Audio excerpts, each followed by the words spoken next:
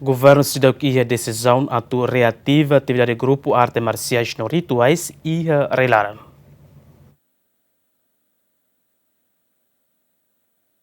Foi na Laisnei, em município Viqueque, presidente da República, Zeramos Horta, o seu governo da CNB lidera o seu primeiro-ministro Cairela Serrana Guzmão, a reativa atividade grupo arte marciais não rituais, também Ciramos contribui para a estabilidade e a visita sua santidade Papa Francisco, mai Timor-Leste e a Fula em setembro, Liuba. Mas bem, foi encontro semanal do Presidente da República, Cairela Serrana Guzmão, a Teten, se dá reativa atividade grupo arte marciais não rituais e relaram, o governo aprecia a maturidade e juventude siraniana, também continua a criar paz na estabilidade e relaram. A República mostra recomenda para o primeiro-ministro a reativa e artes marciais.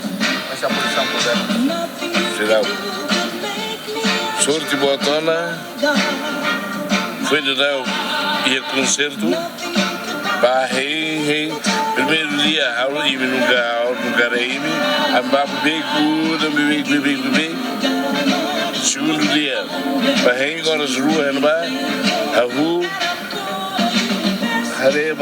areba como na com ela ao sai balete estádio municipal estádio lá campo na cono os jovens na cono aula reime hoje.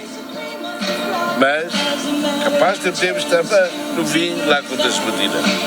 Dia com dia que temos. E nem uma emoção ao dia do governo presidente. Capaz de termos. Só o Ciro começa a tudo da cola que a ter saída uma estabilidade e saída uma harmonia. Fraternidade humana